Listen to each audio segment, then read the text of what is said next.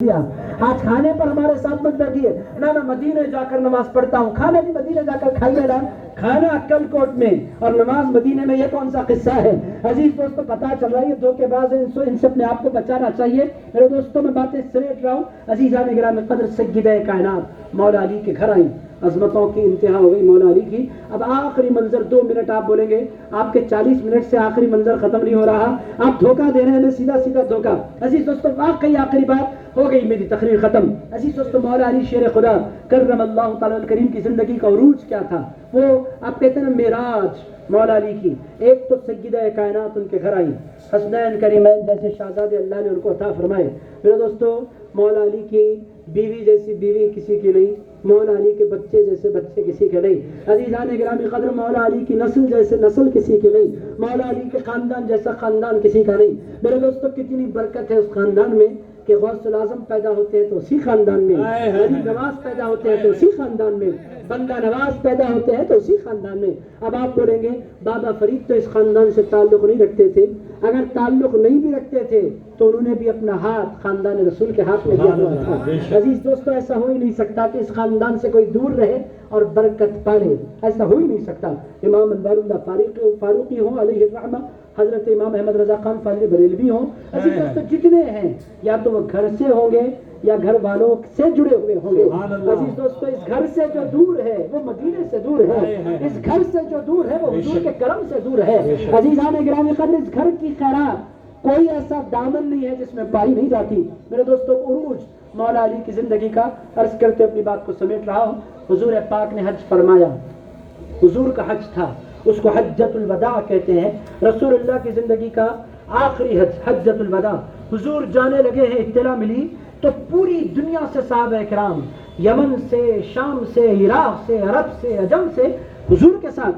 اب بطور مثال میں سمجھنے کے لیے اگر آپ کو پتہ چلے صاحب قبلہ بغداد شریف جا رہے ہیں، عزیزان گرامی قدر عام بندہ اٹھتا ہے چلا جاتا ہے، مگر جب صاحب جا رہے ہیں، اگر اطلاع مل جائے صاحب بغداد شریف جا رہے ہیں، میرا یقین ہے کہ ان کے جتنے چاہنے والے ہوں گے وہ سارے کے سارے جڑ جائیں گے اس امید کے ساتھ کہ صاحب کے ساتھ جائیں گے تو غوث پاک زیادہ محبت کی نظر فرمائیں گے، چونکہ نسبت کے ساتھ جائیں گے. تو عزیز دوستو یہ ایک پیر سے عقیدت ہے، وہ تو رسول ہے، رسول اللہ سے تو سارے صحابہ بے پناہ پیار کرتے ہیں. کوئی تشبیہ نہیں، سمجھنے کے لیے میں نے بات عرض کی، وہ تو ہر تشبیہ سے پاک ہے ہمارے سرکار. عزیز دوستو حضور جانے لگے حج پر، پوری دنیا کے سارے صحابہ اکٹھا ہو گئے مینا کے میدان میں. حضور نے خطبہ ارشاد فرمایا. مکہ معظمہ سے حضور نکلے، مدینہ منور آ رہے ہیں. 1 لاکھ سے زائد حضور کے ساتھ صحابہ ہیں. ایک مقام آیا، اس مقام کو غدیر خم کہتے ہیں. حضور پاک علیہ السلام نے مکہ اور مدینہ کے درمیان یہ مقام، حضور پاک علیہ السلام نے قیام فرمایا. دوسرے دن صبح حضور نے فرمایا لوگوں میرے لیے ممبر تیار کرو، ایک خاص اعلان مجھے کرنا ہے. رسول اللہ نے جو ہی ارشاد فرمایا، دیکھتے ہی دیکھتے صحابہ کی تعداد 1 لاکھ تقریباً صحابہ جمع ہو گئے. حضور ٹیلے کے اونچے مقام پر کھڑے ہوئے. حضور پاک علیہ السلام نے مولا علی کی عظمتوں کو پوری کائنات پر اجاگر فرمایا. کیا کیا؟ حضور ٹیلے پر کھڑے ہوئے، پورے صحابہ نیچے کھڑے ہیں. حضور نے فرمایا این علی، علی کہاں ہے؟ مولا علی شیر خدا نے ہاتھ اٹھایا، لبیک و سعدیک یا رسول اللہ، میرے سرکار آپ کا علی یہاں ہے. رسول اللہ علیہ السلام نے فرمایا علی آؤ میرے پاس. مجمع کو چیرتے ہوئے مولا علی شیر خدا حضور کے پاس بالکل پاس پہنچ گئے. رسول اللہ نے ان کو اپنے بازو کھڑا کیا. صحیح مسلم میں ہے، جامع ترمذی میں ہے، ابن ماجہ میں ہے، حدیث کی ساری کتابوں میں یہ روایت نقل ہے. حضور نے مولا علی کو اپنے بازو کھڑا کیا. ارشاد فرمایا یا ایھا الناس، اے میرے صحابیوں، اے قیامت تک کے انسانوں، انی تارک فیکم الثقلین. ارشاد فرمایا لوگوں میں جا رہا ہوں مگر اپنے تعلق کے لیے تمہارے درمیان 2 چیزیں چھوڑے جا رہا ہوں. میں تمہیں تنہا چھوڑے نہیں جا رہا، میرا جلوہ دیکھنا چاہتے ہو تو 2 چیزیں میں تمہیں دے رہا ہوں. انی تارک فیکم الثقلین، کتاب اللہ ھذا حبل ممدود من السماء الى الارض. ارشاد فرمایا ایک اللہ کی کتاب ہے، میں تمہارے درمیان چھوڑے جا رہا ہوں. اس کے بعد فرمایا وعترتی اہل بیتی اذکرکم اللہ، اذکرکم اللہ، اذکرکم اللہ فی اہل بیتی. ارشاد فرمایا اے میری امت، میں تمہیں اپنے گھر والوں کے بارے میں اللہ کی یاد دلا رہا ہوں، میرے خاندان سے بے وفائی نہ کرنا. اذکرکم اللہ، اللہ کی میں تمہیں یاد دلا رہا ہوں، میرا خاندان میری طرف باقی رہنے والی ہے، ان کے ساتھ وفا کرنا. یہاں تک مولا علی کھڑے ہیں. اس کے بعد مولا علی شیر خدا کا ہاتھ تھام کر آسمان کی طرف اٹھایا. ارشاد فرمایا من کنت مولاہ فہذا علی مولا. فرمایا لوگوں میں جس کسی کا مولا ہوں میرا علی بھی اس کا مولا ہے.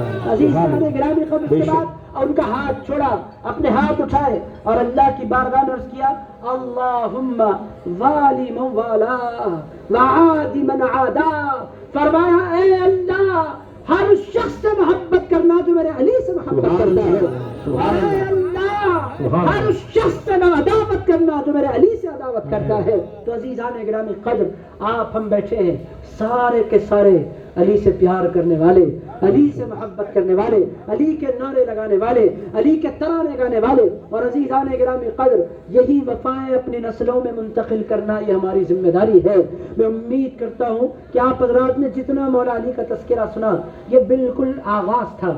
میرے دوستو یہ انتہا نہیں ہے. مولا علی کی اتنی فضیلتیں ہیں جس باب سے دیکھیں گے اور جس پہلو سے دیکھیں گے آپ کو علی جدا نظر آئیں گے, ان کا الگ جلوہ نظر آئے گا. عزیز دوستو بات پیغام کی ہے, مولا علی کا پیغام کیا. عزیزان گرامی قدر مولا علی شیر خدا نے اپنی پوری زندگی میں کبھی نماز نہیں چھوڑی. عزیز دوستو مولا علی کا پیغام نماز ہے. عزیز دوستو مولا علی شیر خدا کرم اللہ تعالی الکریم اخلاق کے اعلیٰ مرتبے پر فائز تھے. عزیز دوستو ہم رشتے توڑیں اور علی کا نام لیں, ایسا ہو ہی نہیں سکتا. آج کا پیغام کیا ہے, ہم مولا علی کی زندگی کو سمجھیں. عزیز دوستو یہ خانخواہیں مولا علی شیر خدا کی زندگی کی طرف بلانے والی ہیں. آپ دیکھیں عکل کوٹ کے اس مقام پر کتنے ہمارے ہندو بھائی تشریف لائے, مجھے اتنی خوشی ہوئی.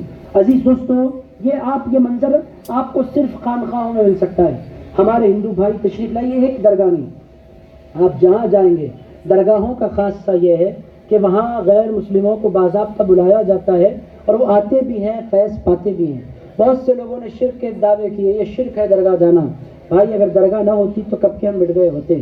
ہمیں جو چھتر و چھایا مل رہی ہے, ہم جو بچ رہے ہیں, عزیزان گرامی قدر ہم بچے ہوئے نہیں ہیں, غریب نواز نے ہمیں بچایا ہوا ہے. عزیز دوستو بندہ نواز نے ہمیں بچایا ہوا ہے, صابر پاک نے ہمیں بچایا ہوا ہے, نظام الدین اولیاء نے ہمیں بچایا ہوا ہے. میرے دوستو جو ہمارے بھائی ادھر ادھر بھٹک گئے ہیں میں ان سے کہنا چاہتا ہوں بھائی درگاہوں کو مٹانے کی کوشش نہ کرو. جس دن درگاہ مٹ جائے گی آپ بھی مٹ جائیں گے. آپ ہم جو باقی ہیں نا یہ بزرگوں کے صدقے میں باقی ہیں. عزیز دوستو یہ جو اولیاء اللہ ہیں ان لوگوں نے بہت بڑا کام کیا ہے. کام کیا کیا, ان لوگوں نے کبھی کسی انسان کو غیر کے طور پر دیکھا ہی نہیں, دشمن کے طور پر دیکھا ہی نہیں. عزیزان گرامی قدر ان کا کمال کیا ہے. میرے دوستو جھگڑے علم سے ہوتے ہیں, عقل سے ہوتے ہیں. صوفیہ عقل کی بات نہیں کرتے, دل کی بات کرتے ہیں. عزیزان گرامی قدر وہ کسی بندے کو دیکھتے ہیں تو علم کے پیمانے پر اس کا ایمان کا پیمانہ کیا ہے کیسا ہے, متقی ہے, کہتے ہیں بھائی متقی تقویٰ وہ سب ساری باتیں بات کی. انسان ہے کہ نہیں, انسان ہے تو پھر محبتوں کے لائق ہے. میرے دوستو یہ صوفیہ کرام کا مشن ہے. ان لوگوں نے پیار کیا ہے اور اسی پیار کی وجہ سے ہندوستان میں امن, سلامتی, شانتی بنی ہوئی ہے. میرے دوستو یہ پیار ختم ہو جائے گا خود بخود ہندوستان ختم ہو جائے گا. ہمیں اس پہلو کی طرف توجہ کی ضرورت ہے. اولیاء اللہ اور اولیاء اللہ کا پیغام کیا. میرے دوستو میں آخری بات پیغام کے حوالے سے عرض کر رہا ہوں. حضرت نظام الدین اولیاء محبوب الہی فوائد الفؤاد میں اس بات کو نقل فرماتے ہیں. حضرت بایزید بستانی کا طریقہ کیا تھا, وہ جس انسان کو دیکھتے اپنے سے بہتر دیکھتے, ہر ایک کے بارے میں یہ کہتے وہ مجھ سے اچھا ہے. لوگوں نے بایزید بستانی سے پوچھا حضرت یہ دیکھنے کا طریقہ کیا ہے, غیروں کو پکڑ پکڑ کر کہتے ہیں تو مجھ سے اچھا ہے, کوئی اچھا کیسے ہو سکتا ہے. حضرت بایزید بستانی نے فرمایا جو بھی بندے سے میں ملوں گا یا تو مجھ سے بڑا ہوگا یا تو مجھ سے چھوٹا ہوگا. بالکل فرمانے لگے ہاں ارشاد فرمایا جو بڑا ہے میں اس کے بارے میں یہ سوچتا ہوں کہ اس کے پاس نیکیاں مجھ سے زیادہ ہوں گی, زیادہ نیکیاں کرنے کا موقع ملا تو مجھ سے اچھا ہے. چھوٹے کے بارے میں کیا سوچتے ہیں حضرت, ارشاد فرمایا چھوٹا ہے تو اس کو گناہ کرنے کا موقع کم ملا ہے تو مجھ سے اچھا ہے. بڑے کو دیکھتا ہوں تو نیکیاں کرنے کا موقع زیادہ ملا اس واسطے اچھا ہے. چھوٹے کو دیکھتا ہوں تو گناہ کرنے کا موقع کم ملا ہے مجھ سے اچھا ہے. لوگوں نے فرمایا اچھا حضرت گناہگار کو دیکھتے ہیں تو کیا بولتے ہیں, کہنے لگے گناہگار کو دیکھتا ہوں تو یہ سوچ کر دیکھتا ہوں کہ ہو سکتا ہے یہ عبادت میری زندگی کی آخری عبادت ہے, اللہ توفیق چھین لے تو میں ایک سجدہ نہیں کر سکتا. اور گناہگار کو دیکھتا ہوں تو یہ سوچ کر دیکھتا ہوں ہو سکتا ہے اس کی زندگی کا آخری گناہ ہے، کل توبہ کر لے اور اللہ اسے اپنے ولیوں میں شامل کر لے۔ میں کیسے کسی کو برا بولوں، میں کسی کو کیسے برا بولوں؟ گناہگار بدل سکتا ہے، نیکوکار ہو سکتا ہے، اور نیکوکار بدل سکتا ہے، گناہگار ہو سکتا ہے۔ کسی کے عبادت کی کوئی گارنٹی نہیں ہے، کسی کے تقوی کی کوئی گارنٹی نہیں۔ لوگوں نے پوچھا تقوی کی کوئی گارنٹی کیوں نہیں ہے؟ کہنے لگے میں نے ابلیس کو بہت قریب سے دیکھا، زندگی بھر اس نے سجدے کیے تھے، ایک گناہ کیا اللہ نے اسے راندہ بارگاہ کر دیا۔ یہ ہے اللہ کی شان، وہ مستغنی ہے، وہ صمد ہے، اس کو کسی کی کوئی حاجت نہیں ہے، وہ کسی کا محتاج نہیں ہے، وہ جس کو چاہتا ہے جہاں چاہتا ہے نیکوں میں شامل کر دیتا ہے، اور بڑے بڑے نیکوں کو اٹھا کر غیروں میں ڈال دیتا ہے۔ وہ بے نیاز ہے، اسی لیے میں ہر ایک کو بہتر سمجھتا ہوں۔ حضرت نظام الدین اولیاء محبوب الہی فرماتے ہیں ایک دن، آخری بات، ایک دن بایزید بستامی رضی اللہ تعالیٰ عنہ سلطان العارفین کہتے ہیں، ایران میں ان کا مزار ہے بستام میں۔ عزیزان گرامی قدر، حضرت بایزید بستامی ندی کے اس طرف کھڑے تھے، پانی بہت فلو سے بہ رہا تھا، بارش کا موسم، بہت تیزی سے پانی روا دوا تھا۔ حضرت بایزید بستامی ادھر کھڑے ہیں، ندی کے اس پار ایک بندہ بیٹھا ہے، اس کے ساتھ ایک عورت بیٹھی ہے، عورت کے ہاتھ میں ایک جام ہے اور وہ پیالے بھر بھر کے اس بندے کو دے رہی ہے، اور وہ بندہ پیالے پی رہا ہے۔ حضرت بایزید بستامی نے ادھر کھڑے ہو کر منظر دیکھا، دیکھتے دیکھتے دلی میں سوچا اب تک جتنے بندے مجھے ملے سارے کے سارے مجھ سے اچھے تھے، مگر میں اتنا برا تو نہیں ہوں کہ ایک عورت کو بٹھا کر شراب پیوں۔ یہ تو بندہ گیا گزرا ہے، کشتی کا انتظار کیا، آ گئے کشتی سے پار، اس طرف جس طرف یہ بندہ بیٹھا تھا۔ اتنے میں دیکھا کہ کچھ لوگ پانی میں بہتے ہوئے چیختے ہوئے آ رہے ہیں، بچاؤ بچاؤ۔ یہ بندہ اٹھا، اس نے اپنی گلاس پھینکی، کود پڑا پانی